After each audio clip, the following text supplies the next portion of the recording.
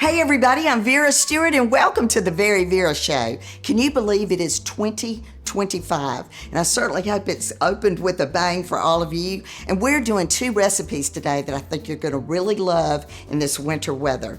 We're going to start with the sour cream and orange coffee cake. For those of you that remember the old-timey coffee cakes, this is the recipe for you. It is so delicious with a strudel in the middle and on the top. It's perfect to take to a meeting, to the office, to Sunday school. I think you'll really enjoy it. And then the last recipe we're gonna do is the chicken pot pie. This was probably in the top 5 dishes that we made in our mail order company. And you could also come to our building in Augusta and pick it up or eat it for lunch. So this recipe is really scrumptious. It feeds a lot.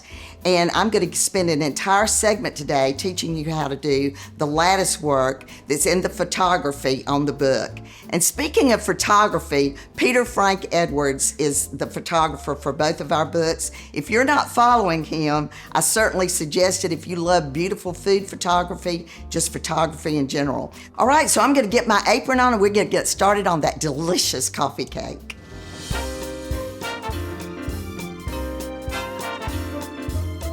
All right, so this is the sour cream and orange coffee cake that's in book 2, Occasions. And just look at all these fabulous ingredients. You know, it's so much fun just to run into the fresh market because they had every single thing that I needed to do this today.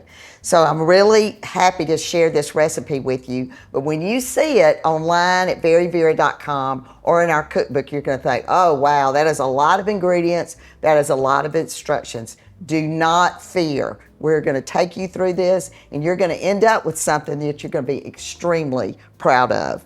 All right, so I had a little bit that I did in advance. I started by sifting the flour with the baking powder and baking soda. And when the recipe tells you to sift, it means you need to sift. The other thing that I did in advance was the recipe calls for light brown sugar that you want to make sure has separated in the bowl. You're adding your cinnamon to that, which really helps separate the brown sugar. And then you use room temperature butter that has been cut into cubes. So now to that mixture, I'm gonna add in my Pearson Farm chopped pecans and my semi-sweet chocolate chips. So we're just mixing that together. And this is the strudel. So to me, growing up with this sort of coffee cake, if a coffee cake doesn't have this amazing crunch on the top and in the center, it just doesn't seem like a coffee cake to me. All right, so let's get over here to this beautiful batter. And I've been talking about batter quite a bit lately because batters are so different. The batter for a layer cake is very different from the batter for a pound cake. And then this is a coffee cake. So it's got a completely different way to do it as well. All right, so now my sugar, and when, you know, I usually use like a measuring cup, but if you've got just this much and you've got a small bowl like that, you can add it in without any problem. So this is gonna spin around for about 30 seconds just to get it very well mixed. All right, so now I'm ready to do the eggs. So if you put your eggs into a measuring cup and you don't let the yolks get broken, it just easily drops into the bowl. And I think I didn't mention that the butter is salted. And in most of our recipes, you're using unsalted butter. All right, so now the flour and sour cream are gonna go in alternately. So here's my little measuring cup again that I love to use. And I'm gonna do it alternately with the sour cream. And this will take, you know, about a minute or so to get that combined. All right, so just look how beautiful that batter is. So now I'm gonna add in orange peel. And this just isn't any ordinary orange peel. Look how bright orange that is. So I was fortunate enough to meet the folks at Franklin's Citrus Farm when they were at the farmer's market in Beaufort, South Carolina. I thought, oh my goodness, we grow oranges in Georgia. I could not believe it. And so we've kind of gotten to know them. This time of year, they've got what they call the king of mandarins. and it's Share Anui is the name of the orange. So it's big, it's juicy, it's flavorful, and this is so perfect for this cake because generally speaking, you can't see the orange peel, and this is really showing up. So I've added that. I'm added my vanilla, and now I'm going to turn the mixer off and get the edges scraped. All right, just look at this beautiful batter. And you see what I mean about the orange peel? It's really showing up in there. So now I've got freshly squeezed King of Mandarins, Share Anui in there. And like I said, it's so sweet, so flavorful, very bold flavor. So, you know, so many times the ingredients really matter on a recipe, and when you can use the very best, the final product is going to be its very best. The pan in front of me is a 9 by 13 metal baking pan, and that's what we recommend for this recipe. We also recommend that your oven is on 350 degrees, preheated. And I put my parchment paper in there because a few weeks ago, remember, we did the almond coffee cake, and the lady in Hilton Head that gave me the recipe said if you'll line your pan with aluminum foil, then it'll lift right up and you can cut it into squares. So that is just perfect for this recipe. So I've added it to this, and when we tested it, it turned out so well. All right, so I'm going to put half of this batter in the pan, and we're just going to spread that around with a metal spatula. So I'm just going to take my spatula, hold the edges, you know, and just take your time so that you can get all the way into the corners and that you evenly spread it. All right, so that looks pretty evenly distributed. So now we're going to put half of the strudel on it. And like I said, for those of you that remember the old-fashioned coffee cakes, I mean, this is clearly in that category. All right, so we're going to top this with the remaining batter and then put the strudel on the very top. Then it's going to go into the oven for 30 minutes. And at the end of the 30 minutes, you're going to cover it with foil and cook it for 30 more. So I'll get this finished during the break. And when we come back, we're going to get started on the chicken pot pie.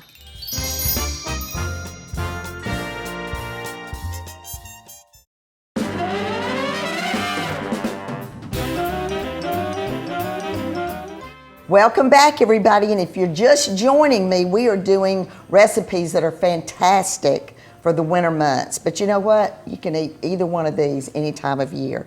So if you are just joining me, then you've missed me putting together the sour cream and orange coffee cake, and this kitchen smells amazing right now.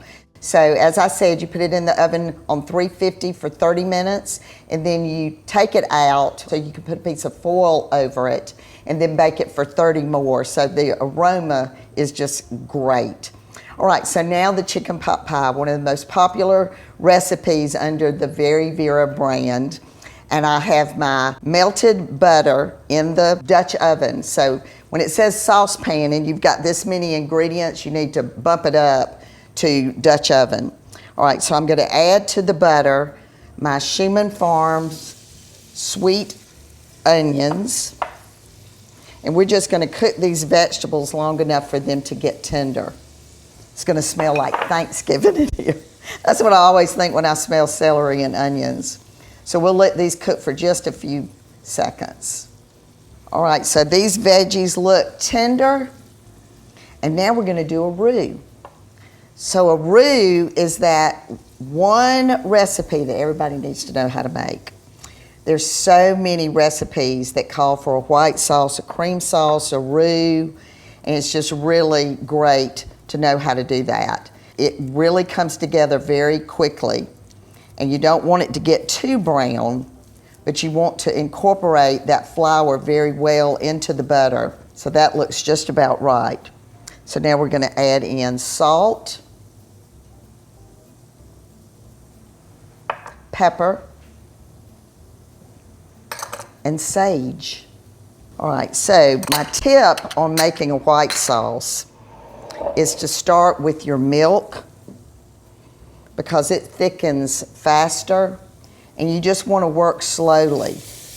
You know, this gets thick quicker if you don't pour the milk in all at one time. So just slowly add it. The next ingredient is chicken broth, and the chicken broth, honestly, when I cook a whole chicken or even chicken parts, I'll save that broth and put it in the freezer and pull it out when I'm making something like this. But if you don't have that, the Fresh Market's brand of chicken broth is fabulous. So that's what I'm using today. And I'm going to add that in slowly. And then once this is all mixed in, then we're going to let it cook until it's, you know, coating the spatula. So this will take just a few minutes. All right, so just look at this. It's coated the spatula very nicely. That's exactly what you're looking for. Great consistency. Now these are frozen mixed vegetables. And when you buy that in the frozen food department, you get carrots, peas, and corn. So I'm going to give some love to the butter bean today.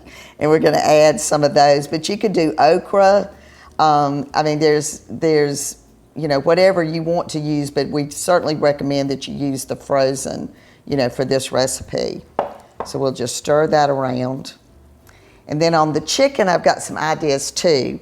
One of the things about this is if most of this you could have handy except for the chicken. You can have these vegetables in your freezer all the time. But the chicken you may not have, you know, ready to go. So at the Fresh Market, you can pick up the rotisserie chicken and just shred it and use the whole chicken. And I'm a dark meat lover, so that part about this I really like. But if you want to use just breast and, you know, go into the Fresh Market on Tuesday when they're on sale, you know, you can boil it for 10 minutes, just put it into some salted water, let it boil for 10 minutes, and then just shred it with a couple of forks. All right, so I'm gonna mix this up very well. I'm gonna add some salt once I've tasted it to see if it needs a little bit more. And I'm gonna get it in my pie pan, and when we come back from the break, we'll get started on teaching you, and you may already know, how to do a lattice top on your pie. So come back with me.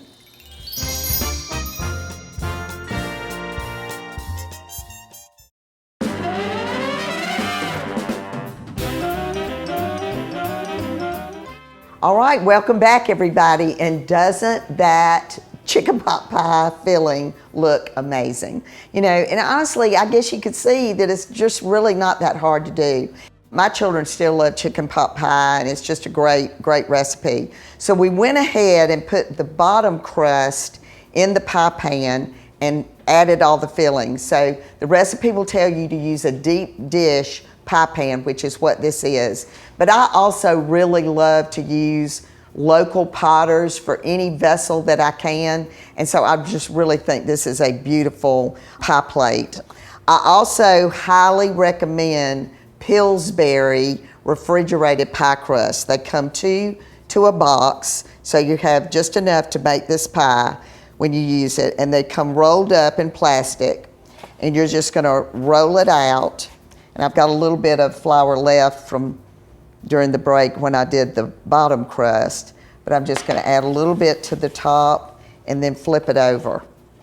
If you wanna make your own pie crust, we have a couple of recipes on our website at VeryVera.com. One of them you actually use a food processor to do it, and it just comes together in a ball. It's really good. All right, so on a lattice pie crust, it just depends on what your filling is as to how many strips you want to do. So if I'm doing like a fruit pie, like a cherry pie or a peach pie, I'm going to put those strips very close together because all I want is for a little bit of that sugary, colorful fruit juice to kind of bleed into the lattice. I want the lattice to be the star of the show. For this pie, I want this filling to show up. So I'm not going to put as many strips because I don't want you not to know what you're getting ready to eat. So the strips are going to be about 1/2 inch, and I always start in the middle and just go straight down. And then the depth and diameter of the actual crust here will determine where on the pie you're going to place it. And you know, this is something that we truly enjoy doing with our campers, whether it's a Saturday camp or in the summer when they're learning different techniques. This is one we really love. All right, so I'm going to start in the middle with the longest piece, lay that right in the middle, and then I'll start right to left. And this is just, you know, just put your favorite music on and just really enjoy what you're doing. All right, so now that, we won't stick it together until the end, but now we're going to start with the lattice part. So we're going to do every other one. So I'm going to pull this one all the way back and that one all the way back, and then I'll get one of the smaller pieces to go next, and then you bring that back and bring that back. Okay, so now we're going to take the others and do the exact same thing. So can't you imagine one of your grandchildren or your teenager in the kitchen with you doing this? It's really a lot of fun. All right, so let me continue working on this. All right, I'm on my last one. And now I'm going to turn it and press it down into the bottom crust that was already there. And because this pie pan is so attractive, I'm not going to do an edge, but what you would then do if you just had just a regular pie pan is that you would put your edges around the side like that. But this one, I'm just going to put it in. So let me show you quickly, if we did something like that, how to do a scallop. So on a scallop, if you've got the crust that's like this on the side, you're just going to use your point finger and your thumb and your other point finger to make that scallop. All right. So this is going to pop into the oven, and then when we come back, I'm going to show you different ways to display things and how you can actually gift some of what we made today. So come back with us in just a few minutes.